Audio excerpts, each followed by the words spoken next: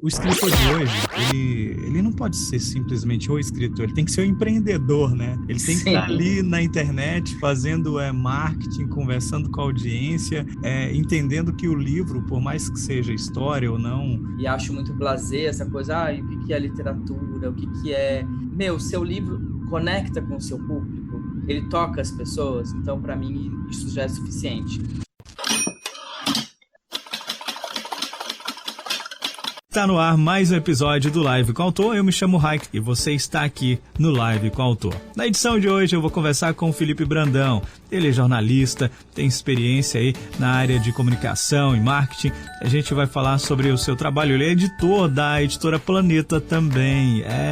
Ele é idealizador de um dos selos importantes, né? O Outro Planeta, um dos selos aí de maior sucesso da editora que revelou aí livros best-sellers, e ele vai falar um pouquinho sobre esses projetos. O Felipe também foi indicado como um dos 7 editores do futuro no livro Sem Nomes da edição no Brasil do Leonardo Neto. E a gente vai aprender um pouquinho hoje com o Felipe, ele vai dar dicas bem legais.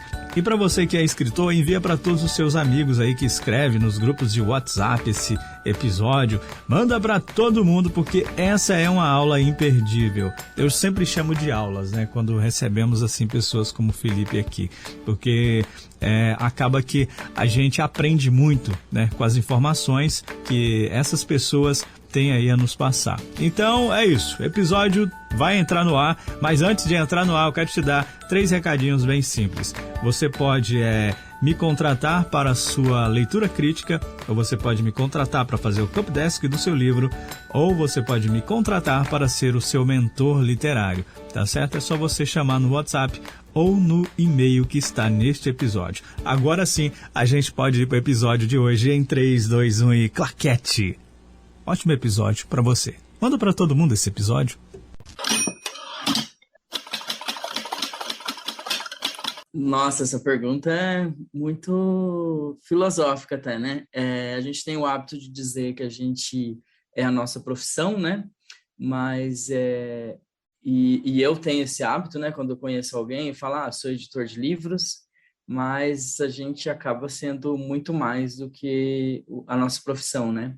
Hoje eu estou como editor de livros, mas já fui vendedor de loja, já fui empacotador em supermercado, gosto de cinema, Pedro Almodóvar, gosto de ler literatura, não sou religioso, mas acredito em várias coisinhas de cada religião, gosto de gatos, plantas, café, então um monte de coisas, né, que eu vou me descobrindo a cada ano, assim. Mas hoje a minha principal função, assim, falando de trabalho, é a edição de livros, né?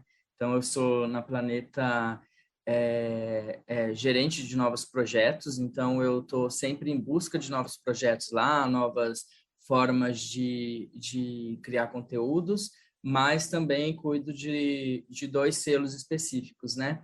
Um é o Outro Planeta, que é um selo jovem adulto, que hoje ele é um dos selos mais importantes da editora e que eu ajudei a construir, né? Desde da formatação do nome, da logo e tudo isso, né? Da estratégia de divulgação, de construir um catálogo. E hoje também cuido do Paidós, que é um selo que já existia no grupo, né, Editorial Planeta, e que a gente trouxe para o Brasil para compor uma linha de livros que a gente tem lançado desde o comecinho da pandemia, que podemos dizer, psicologia pop, né? Não é um termo que os psicólogos gostam muito, mas livros de interesse geral, escrito por psicólogos, psicanalistas, com uma linguagem mais acessível, né? Saindo da academia e trazendo para um público mais geral. Então, hoje lá eu cuido desses 2 selos. Esse selo, então, né, você até que seria o autodesenvolvimento, né? Você Sim, sim. o autodesenvolvimento. Aí que vamos colocar que os psicólogos, algumas pessoas até odiavam esse nome, vamos colocar autoajuda, né? Aí depois Aham. vem autodesenvolvimento. E agora esse novo nome é psicologia pop. É para ferrar tudo, Felipe. Lá a gente tem um selo, né, com a academia, que é um selo voltado para autoajuda, né? A autoajuda ainda é muito forte, tanto que nas listas de mais vendidos, assim, tem a categoria autoajuda, né? Hoje no Brasil os livros mais vendidos são sempre de autoajuda, então tem desde livros de padres a livros de psicólogos mesmo. Mas o conteúdo foi mudando com o decorrer dos anos, né? Com a internet surgindo, enfim, com a mudança de comportamento das pessoas. Quando a gente pega os livros de autoajuda dos anos 90, por exemplo, era muito nessa pegada de passos para seguir, né? Assim, 20 passos para conquistar o seu homem, homens são de Marte, mulher, enfim, tudo nessa pegada de você ter uma formulazinha, né? E com o decorrer do tempo, isso foi mudando bastante. Hoje tem os livros de autoajuda, mas a gente vê que os que funcionam muito são dessa autoajuda mais, eu posso chamar de autoajuda moderna, né? Para jovens, enfim, de 18 a 35 anos, mais dando algumas pistas, né? Do que a receita do bolo. O que a gente tenta fazer no PaiDós é também abraçar esse público, mas com um pouco mais não vou dizer conteúdo, né? Mas um pouco mais de embasamento dentro da teoria desses profissionais, né?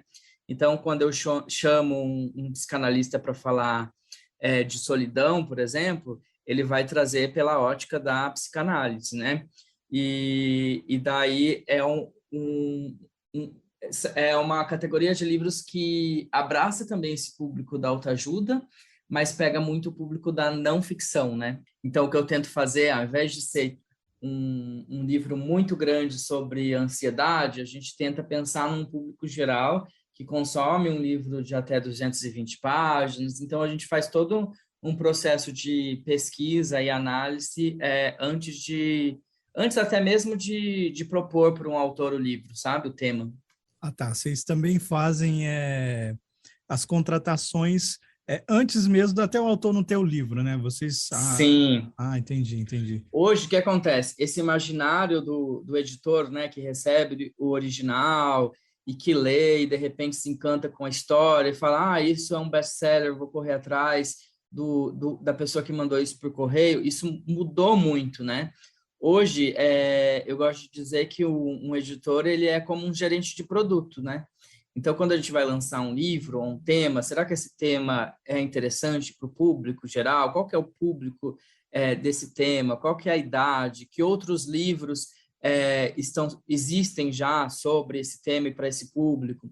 Quem poderia escrever? Essa pessoa é um especialista sobre o tema? Então, todas essas análises são feitas pelo editor, né? Que capa a gente vai lançar, em que selo a gente vai lançar, se vai ter uma carinha mais de autoajuda ou se vai ser mais não ficção, no caso de temas, né? Como ansiedade, medo.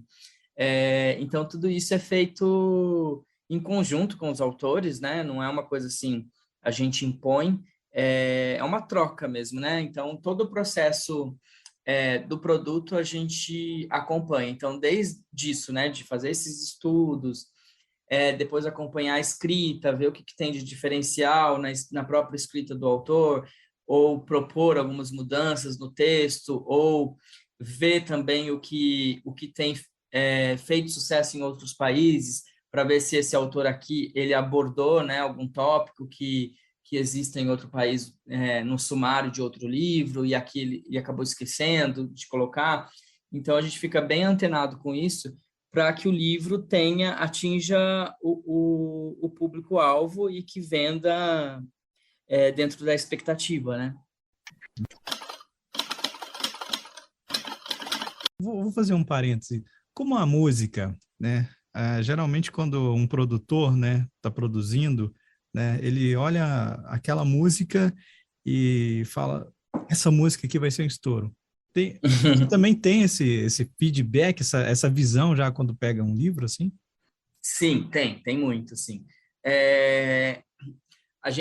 Acontece isso também. Hoje a gente recebe originais, né, por e-mail, enfim, e a gente acaba recebendo também dos scouts, né, que é uma espécie de olheiros de outros países que enviam para a gente, olha, esse livro aqui nos Estados Unidos tem chamado a atenção por conta dessa temática, e daí a gente avalia o livro, lê, vê se faz sentido para o Brasil, e quando é nacional também, assim, acontece muito de você se encantar pela escrita, né, desse autor, e daí existe todo um trabalho, né?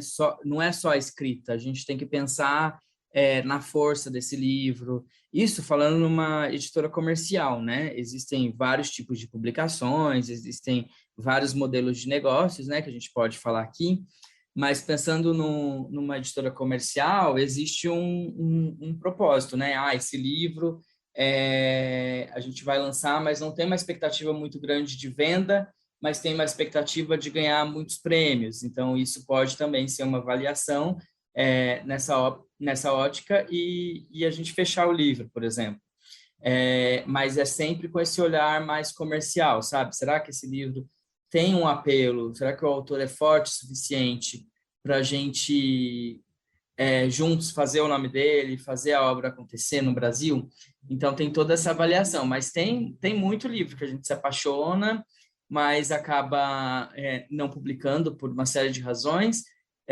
Então, mas tem isso, né? A gente não pode esquecer que, mesmo a gente querendo vender e atingir o maior público possível, a gente trabalha com livros, né? Então, existe mesmo essa paixão do editor pelas letras e descobrir um autor que escreva uma história inédita, né? Que seja uma coisa muito diferente, que chame a atenção do Brasil todo, é o sonho de cada editor, né? Que eu conheço, assim.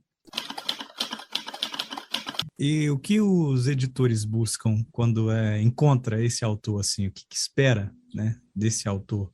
Uma coisa que acontece muito, eu acho que é o hit, né? Assim, o mercado editorial, ele sobrevive muito desses hits. Então, se a gente observar, por exemplo, alguém descobre que colocar palavrão na capa de livro vende. Então, você lança um livro como A Arte Sutil de Ligar o Foda-se, e de repente todas as editoras começam a lançar. Alguém lança um livro de colorir, que é só de imagens para colorir, e de repente vira um hit no país, né?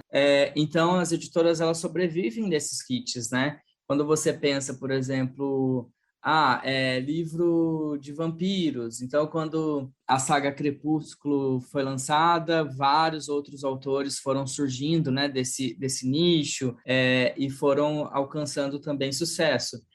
Se a gente pensa também em livros de eróticos, né, com os 50 tons, que foi um boom, e hoje tem centenas de autoras brasileiras e que foram encontrando dentro desse universo algo diferente, né? Então, a gente tem, por exemplo, a Mila Vander, que eu acho que é uma autora que me chama muita atenção nas redes, que ela trouxe esse erotismo, mas para histórias dentro do Brasil, né? Então, histórias de mulheres reais, mais reais, né? Fora desse universo multimilionário que é a história dos 50 tons.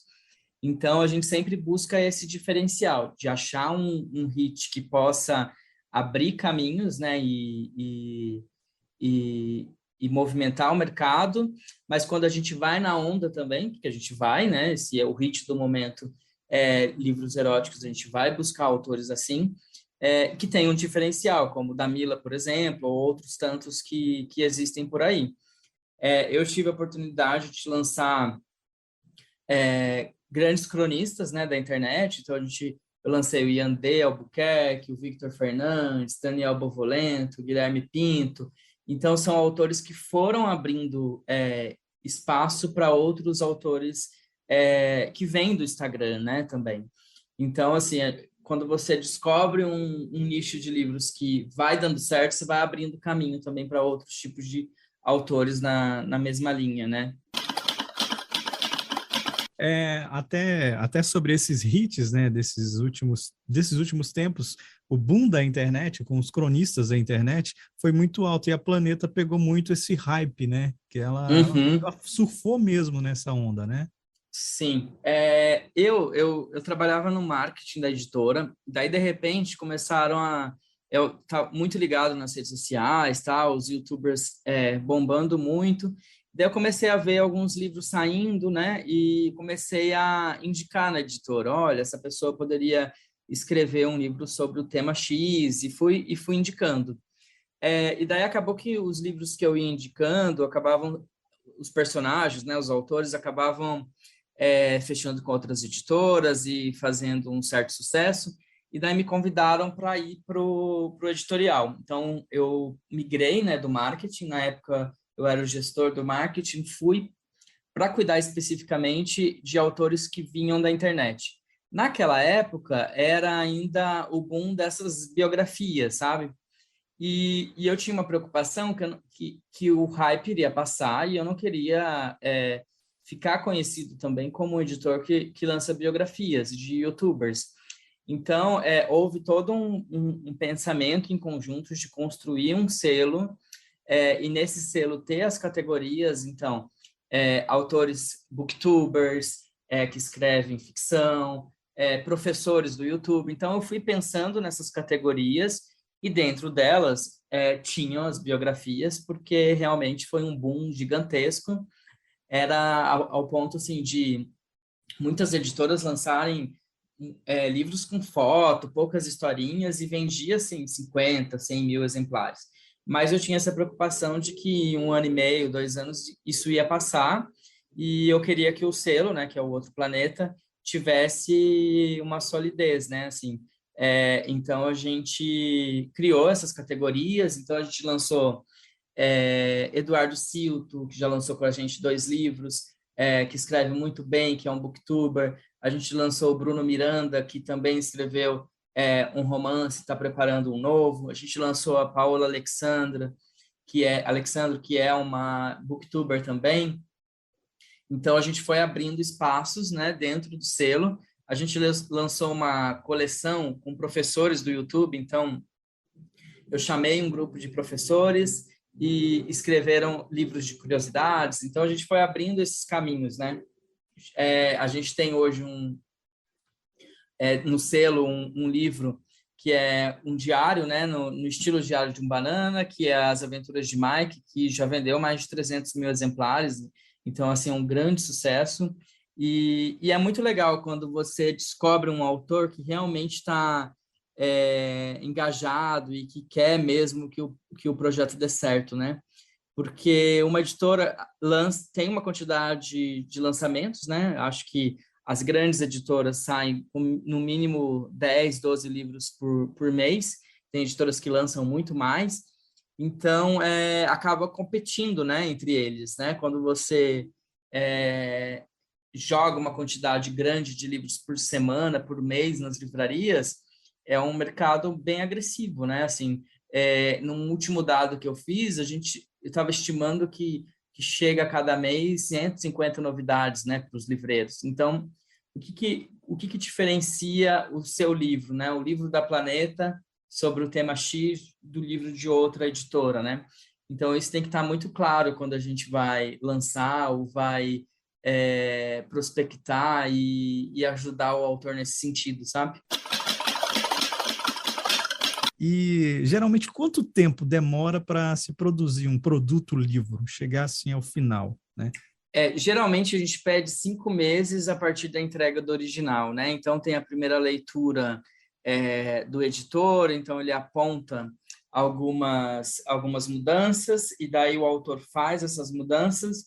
A partir do retorno, né, dessas primeiras mudanças é que a gente começa a contar como que o livro foi liberado para produção editorial. E daí, quando ele entra na produção editorial, tem várias etapas, né, que são cumpridas dentro desses 5 meses. Preparação de texto, daí volta as sugestões do preparador para o autor. Primeiro, o editor faz a validação antes de mandar para o autor. Depois que tem ok, esse é o texto que vai para as revisões. Depois, ao mesmo tempo, a gente vai pensando no projeto gráfico, como ele comunica com o público, né? Pensando justamente isso que você falou, né? No público que vai ver o livro na livraria, mas que também vai ver online, né? Com a pandemia teve um aumento muito grande de compras online, então a gente tem que pensar nesse público que está lá navegando na internet, no site, Amazon, Submarino, Magazine Luiza, e como chamar a atenção desse leitor. E vai construindo esse projeto ao mesmo tempo que vai passando pelas revisões, ao mesmo tempo também vai pedindo testes de capas, né, para que converse com o projeto gráfico, e vai fazendo todas essas etapas antes do lançamento. Então, normalmente demoram 5 meses, mais ou menos, e é isso que você falou, é super importante a gente pensar, né, para os autores que estão nos ouvindo e que são autores independentes, quando você coloca o livro numa plataforma como a Amazon, ou até mesmo quando você deixa no Wattpad ou outras plataformas, pensar, será que vale a pena, o projeto gráfico é tão bonito, colocar umas imagens extras mostrando as ilustrações, é importante você colocar as palavras-chave, é interessante você ter um título que chame a atenção do seu público, que cores você vai colocar, então tudo isso tem que ser muito bem pensado, sabe? Na época em que as livrarias já estão abrindo, né, agora, mas antes da pandemia, eu tinha muito o hábito de ir nas livrarias, vou lançar um livro sobre o tema X, olhar qual eram as cores das capas que tinham, quais são os livros que estão no mais vendidos, para fazer uma capa diferente que chame mais atenção do que as capas que já existem, né? Eu lembro de fazer isso com o livro, que foi um dos primeiros livros que eu lancei, a Tati Ferreira, do Manual da Mulher Bem Resolvida. Eu fui nas livrarias e fiquei buscando ali na autoajuda quais eram as cores que eram as cores do momento, e daí cheguei numa conclusão que a gente ia fazer um verde fluorescente para chamar bem a atenção, e eu pude perceber que depois de um tempo, o livro dela foi um best-seller e tal, vendeu mais de 50 mil exemplares, e depois de um tempo eu vi que muita gente começou a lançar livros também com esse limãozinho meio fluorescente. Então, é interessante observar isso, né? Você, vou escrever um romance juvenil, olhar as capas que já existem, o que você pode fazer para chamar atenção para o seu livro, se ele estiver exposto numa mesa cheio de livros juvenis, né? Então, tudo isso é um cuidado que a gente tem que ter.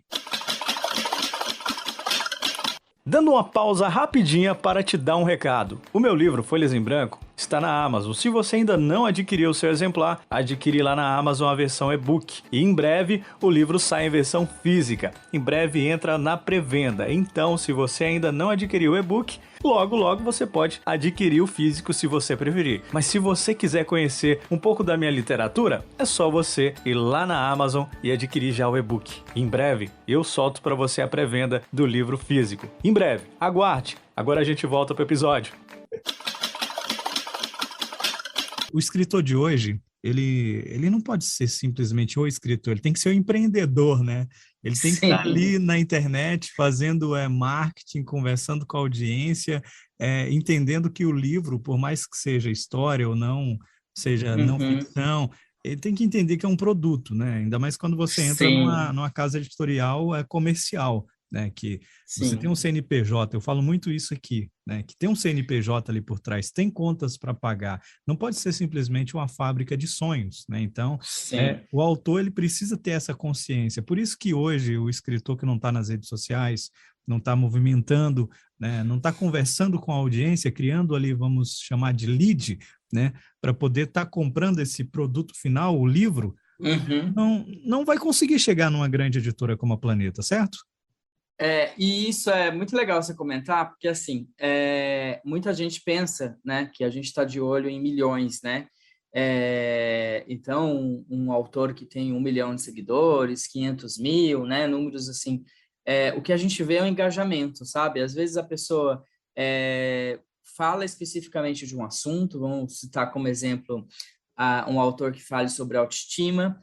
Então, tem ali uma rede de pessoas que acompanham ele, de 5, 10 mil seguidores, mas que consomem aquele conteúdo, né? Estão ali porque ele falam desse tema e o conteúdo dele toca essas pessoas. Então, a chance de dar certo é muito grande e muito mais do que eu pegar uma pessoa que tem 1 milhão de seguidores, porque as pessoas acompanham a vida dela e ela resolve escrever um romance que se passa, um romance histórico, enfim, a chance disso dar certo também é pequena, sabe? Então, acho que é legal a gente comentar isso para as pessoas que estão nos ouvindo, não achar também, nossa, então eu preciso ter 1 milhão de seguidores.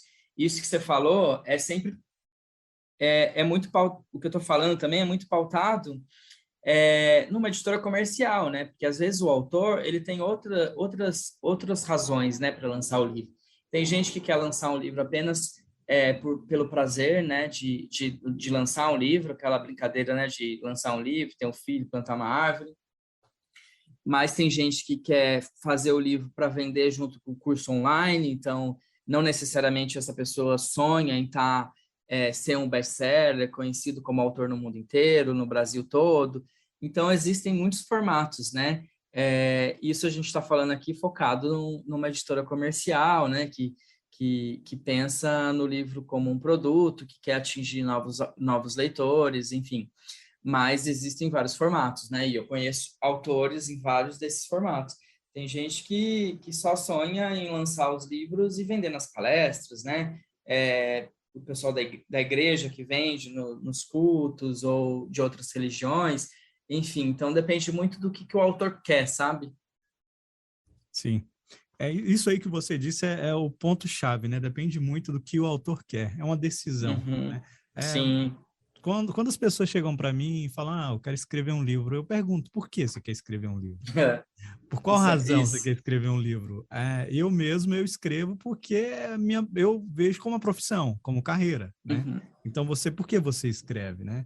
Uhum. Então, por isso que eu crio, eu converso, faço network, converso com pessoas para que eu chegue aonde eu quero estar, né? Como uma Sim. profissão, sobreviver disso, né?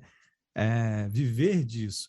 E para isso eu preciso criar. Por isso que eu falo muito essa questão de você estar ali na internet, sabe? Uhum. Hoje, vou dar um exemplo. O Paulo Coelho, na década de 90, ele vendeu 300 mil exemplares, não tinha internet.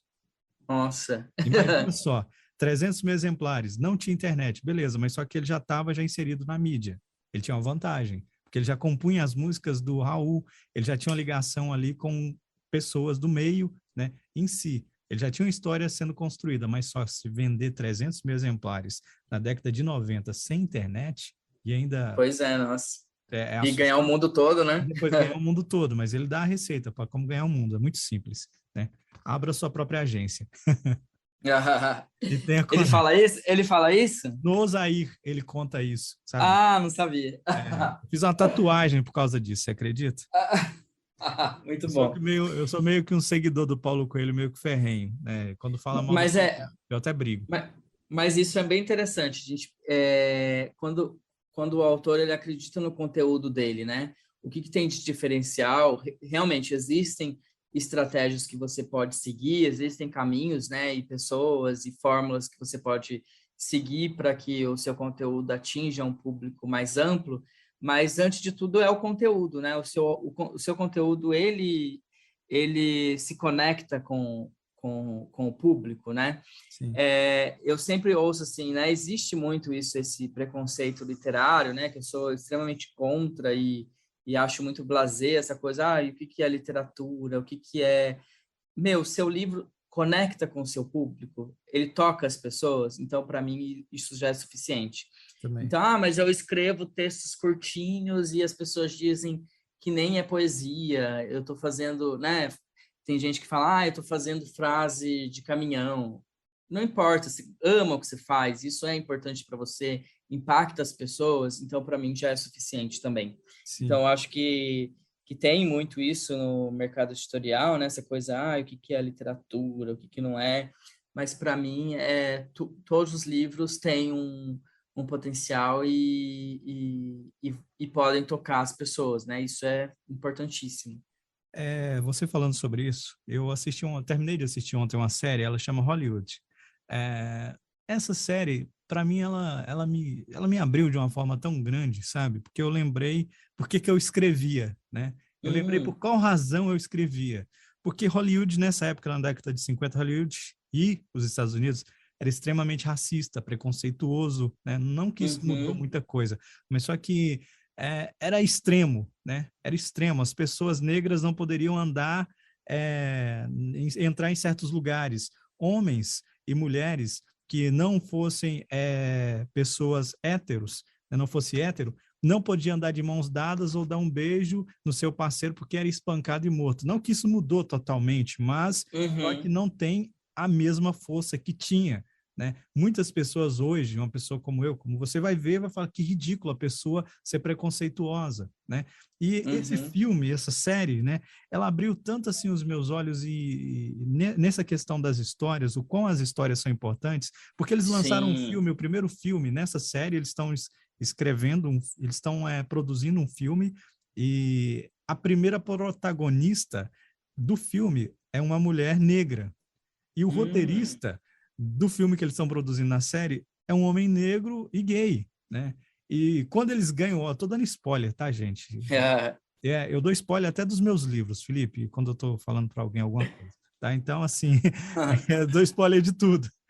E aí, esse roteirista, ele ganha o Oscar, né? Ele ganha o Oscar, e no ganhar o Oscar, no dia, né, da indicação lá, que ele vai ganhar o Oscar, ele fala para a produtora, né, que até é o mais engraçado que a produtora, né, a dona da produtora é uma mulher, se torna a primeira mulher também produtora, né? Olha para você ver Olha. como é que é as mulheres, né? E ele fala para ela: olha, eu sei que vão me julgar, eu sei que vão crucificar e que você vai cancelar o meu trabalho, mas eu vou entrar de mãos dadas Uhum. com o meu namorado e vou dizer que eu amo esse cara, não tô nem aí, entendeu? E Uhum. aí eu olhei assim e pensei em casa sozinho, né? Cara, tá aí, porque eu escrevo. Eu tenho que mudar Sim. a mente das pessoas. Não importa se é uma coisa complexa, simples, não importa. O importante é o que está sendo contado, é o tocar as pessoas, é mudar as pessoas. Aí eu lembrei de um personagem meu, sabe? Na hora que eu Uhum. olhei para isso, eu olhei para mim e pensei, caramba, cara, tá aí, a função das histórias, né? Porque nós, Sim. escritores, porque você, editor, conta histórias, né? Porque você está ali, debruçado, vai além do mercado, né? Vai além. Sim, total, total. Quando você lança um livro de ansiedade, é, esse livro impacta vidas, né? Então, acho que isso é fundamental, assim. Tem, obviamente, o intuito comercial, né? Que isso que você falou, tem as contas para pagar, mas esse além, né? Você imaginar que um livro transformou a vida de alguém é incrível, assim. Isso do preconceito que você falou, imagina se o Paulo Coelho, né, que é muito criticado, né, foi muito criticado, hoje eu acho que nem tanto mais. Ah, os livros dele foram É... queimados recentemente, né? Ah, foram? Não sabia, gente, Não, eu não...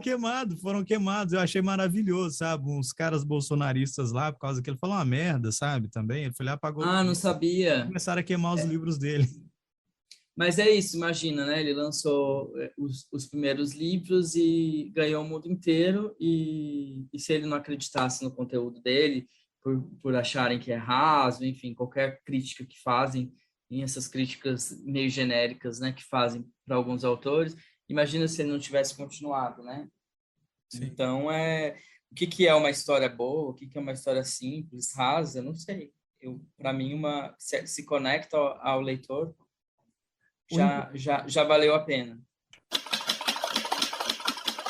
E você foi um dos criadores, né? Do Esqueça Meu Livro? Esqueça um livro, isso. Esqueça o livro, esqueça um livro. Como é que É. surgiu a criação desse projeto? Eu trabalhava na época numa livraria, né, na Livraria Cultura, e também ganhava muitos livros, tal. Daí eu já tinha ouvido falar desse conceito, né, que é um conceito que surgiu nos Estados Unidos, que se chama book crossing, né, que é fazer o livro andar, esquecer em lugares públicos. Daí eu falei, nossa, eu acho que eu vou fazer isso. E daí, na época, eu esquecia um livro, pelo menos comecei com os livros da minha estante mesmo, esqueci um livro, punha uma foto no Facebook, na época, com uma sinopse e o lugar onde eu escrevi. Esqueci. E daí, de repente, as pessoas começaram a compartilhar muito e eu comecei a dar entrevista, a incentivar as pessoas a esquecerem, me mandar as fotos para eu postar lá no Facebook. E o projeto foi crescendo, a gente abriu estantes fixas em São Paulo para as pessoas esquecerem. Muitas pessoas me mandavam mensagem, falavam, eu vou abrir o Esqueça um Livro aqui na minha cidade. e eu ia deixando, né? Porque o meu intuito era não é construir, era construir uma rede, né? As pessoas podem fazer onde quiserem, usar o nome, a marca, não tem problema nenhum. E daí eu comecei a fazer alguns eventos também. Daí eu já estava já no mercado editorial dentro de uma editora, eu ganhava conhecia muita gente, pedia os livros, ganhava grandes quantidades e comecei a fazer eventos para esquecer, né? Então eu avisava antes e falava, no dia tal eu vou estar na Paulista com 500 livros. O primeiro evento que a gente fez foi na Paulista mesmo, se eu não me engano, foram uns 2.000 livros, mais ou menos. Eu ganhei muito livro, eu tive que contratar um caminhãozinho, assim, né, tipo esses de carreto e tal, e cheguei na Paulista cheio de livros e deixei lá no ponto de ônibus, torcendo para não chover, né, e foram muita gente, assim. Teve a cobertura da Globo News nesse evento, e a gente foi replicando, né, ao longo dos anos, assim. Então, depois teve a pandemia, obviamente a gente acabou não fazendo mais eventos e nem esquecendo livros, né? Mas é um projeto que eu gosto muito e que, quem sabe, eu não retomo daqui a um tempo, né? Quando as coisas estiverem melhor. Aqui eu sempre, para finalizar, eu sempre peço algumas indicações, né? Certo. Queria que você indicasse para a gente um filme, uma série, música, podcast, o que você quiser. Bom, eu vou indicar um livro sobre escrita que eu gostei muito, que foi reeditado recentemente, deixa eu só ver a editora certinho, a Fósforo. Então, é um livro chamado Como Escrever Bem, o clássico manual americano de escrita jornalística e de não ficção. Esse livro é muito legal, muito gostoso, porque ele, apesar de ser uma reedição desse clássico, né, que foi lançado há muitos anos atrás, ele é um professor de escrita, então ele vai dando muitas dicas, ele vai falando, vai incentivando mesmo você buscar a sua própria voz, a você não desistir da escrita e como escrever melhor, né? Tem um trecho do livro que ele fala assim, não existe nada mais... eu leria qualquer coisa de alguém muito apaixonado por um tema, mesmo que o tema fosse esquisitíssimo. Ele cita um exemplo de um cara que escreveu um texto sobre galinhas. Então, o cara era um profundo conhecedor de galinhas e falava sobre a ave, né, sobre as galinhas de forma muito apaixonante. Então, é isso, assim, ele tinha paixão no tema que escrevia, por mais, assim, diferente que possa ser, isso fazia com que qualquer pessoa, assim, se impactasse, se encantasse pelo texto dele. Então, ele vai dando essas dicas e vai contando historinhas para amarrar, né? Você não precisa ler do começo ao fim, você pode abrir e ler os capítulos. Ele já construiu o texto para que você possa ler aleatoriamente, né? Então, é um livro muito gostoso, uma edição super bonita. Eu acho que vale a pena quem gosta de escrever, né? Que eu imagino que tenha muitos ouvintes que pensam em escrever um livro ou estão escrevendo. Esse livro ajuda bastante. Ok. Você tem uma série, um filme? Filme? Eu assisti recentemente um filme que eu amo. Eu amo o diretor, né? Que é o Pedro Almodóvar. Eu assisti o Madres Paralelas, e que é recente, né? Um lançamento dele. E eu gosto muito de como ele constrói a narrativa dos textos, né? Então, é sempre com mulheres fortes, e eu gosto de obras que tenham protagonistas femininas, assim. Ótimo, Felipe. Obrigado. Obrigado Eu pela que atenção, agradeço. pela aula. Tá? É tipo o que você disse agora no final sobre a ideia da voz, né, do escritor ter a Uhum. voz, a própria voz. É sobre ser apaixonado pelo tema que você está escrevendo, né? Isso me trouxe, para mim agora, trouxe uma reflexão muito, muito boa, sabe? Até Uhum. pelo que eu estou fazendo agora no momento. Obrigado mesmo por essas palavras, viu? De verdade. Imagina, eu que agradeço. Tá? Foi assim enriquecedor mesmo. Esse episódio que você acabou de ouvir estava demais, não é mesmo? Então, você vai ouvir o próximo episódio, que é com a autora portuguesa Analita Santos. A ideia da revista literária Palavrar, a Ler, Escrever e Resistir, é servir de palco para novas vozes, portanto, pessoas que fazem parte desta minha comunidade e outras pessoas convidadas também, normalmente. Aí você começa a ouvir as histórias do mercadinho, as histórias nos bares. Você precisa ir para os lugares, roubar histórias, né? As grandes falas, né? Talvez você fica pensando assim, esse escritor, ele criou essa fala. Não, talvez ele ouviu essa pessoa dizer isso, escreveu, ele roubou aquilo, né? O escritor, o bom escritor, ele é ladrão de histórias reais. Terça-feira, às 15 horas, no seu agregador de podcast. Live com o Autor, 3ª temporada.